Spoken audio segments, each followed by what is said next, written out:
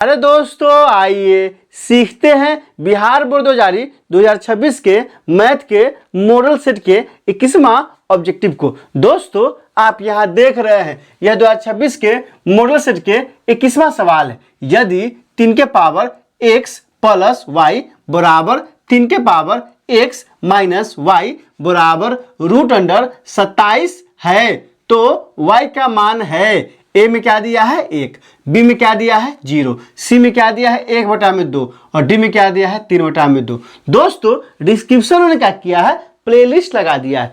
पहला और दूसरा प्लेलिस्ट है बिहार बोर्ड 2025 और 2026 के मॉडल सेट का। तीसरा और चौथा प्लेलिस्ट है 2025 के प्रथम पाली में और दूसरी पाली में पूछे गए मैथ के सवालों का। और पांचवा प्लेलिस्ट है चूंकि ये कहाँ का सवाल है तो दो चररैखिक समीकरण का सवाल है तो दो चररैखिक समीकरण का लगा दिए है। आप वहां जाइए उन वीडियो को इत्मीनान से देखिए ताकि समझ बनेगा कि एग्जाम में किस तरह सवाल पूछा जाता है और आपको कैसे बनाना है। आइए इस सवाल को हल करते हैं। आप यहाँ ध्यान दीजिए। सबसे पहले क्या करेंगे लिख लेते हैं 3 के पावर x प्लस वाई बराबर क्या है 3 के पावर x माइनस वाई बराबर क्या है दिया है √27। इसको हम क्या लिख सकते हैं इसको हम लिख सकते हैं रूट अंदर 3 के पावर 3 लिख सकते हैं और इसको क्या लिख सकते हैं इसको लिख सकते हैं 3 के पावर 3 अब बटा में 2। अब ये कहां से आएगा आप सवाल कीजिएगा तो आप ध्यान दीजिए कर n है और करनी है क्या है a के पावर m तो ये क्या हो जाएगा a के पावर m अब बटा में n। मतलब क्या है तो रूट के अंदर जितना अंक रहता है ना वो जाता है नीचे में और जो घात हो जाता है ऊपर में।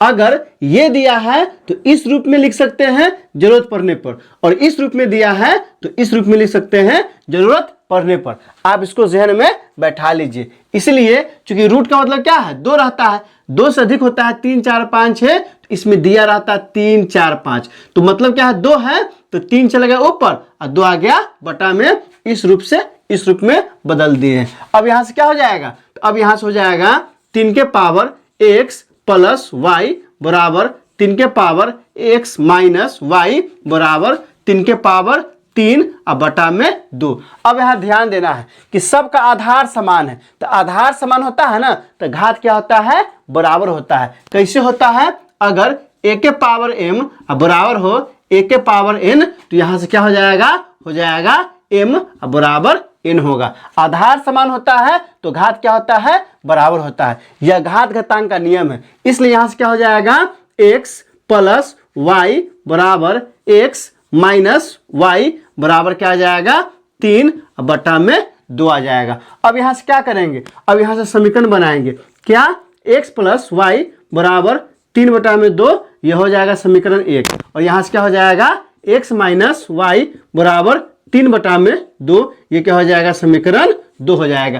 किसका मान निकालना है तो सवाल में कह रहा है कि y का मान निकालिए। तो y का मान कैसे निकलेगा दोस्तों आप ध्यान दीजिए यहाँ प्लस में है यहाँ माइनस में है तो क्या करना पड़ेगा समीकरण 1 में से जब समीकरण 2 को घटाएंगे ना तो x कट जाएगा और y का मान निकल जाएगा। तो यहाँ लिखेंगे क्या लिखेंगे समीकरण 1 में से 2 को घटाने पर समीकरण 1 में से 2 को घटाते हैं तो 1 क्या दिया है तो 1 दिया है कितना दिया है x प्लस वाई बराबर 3 बटा में 2 यह क्या है समीकरण 1 है x प्लस वाई बराबर 3 बटा में 2 और 2 क्या है x माइनस वाई बराबर 3 बटा में 2 तो यहाँ क्या हो जाएगा x माइनस वाई बराबर 3 बटा में 2।